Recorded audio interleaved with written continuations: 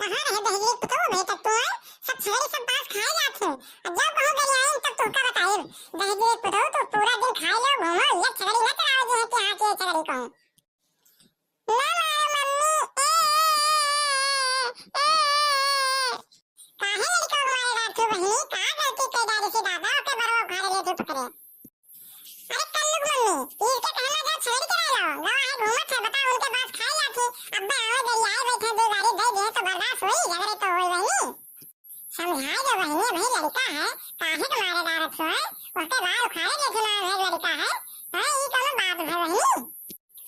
बहिनी स्कूल में नाम लिखा दे हैं कि पढ़ाई जाओ नहीं पढ़ाई जात रहा मारन पीटन तो कहीं हम छड़ी लाई तो छड़ी चढ़ाओ अब जब छड़ी लाई गए ना तो छड़ी नहीं करावत है बहिनी अब बताओ इसके साथ क्या करें हम बहिनी भाई 6-7 साल के लड़का से छड़ी चढ़वाई हो अरे कहो बढ़िया मानते हैं श्री इंग्लिश स्कूल में नाम लिखाओ जहां 4 अक्षर पढ़ा है छड़ी चढ़वाई हो बहिनी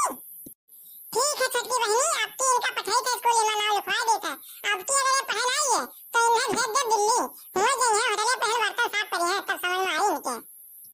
अच्छा बहिनी हम चलिए फिर कोई नहीं है हमरे लड़का रोत हुई है हां ठीक है बहिनी चलो चलो हम चले हम ले गए बांध बहिनी चलो बहिनी चलो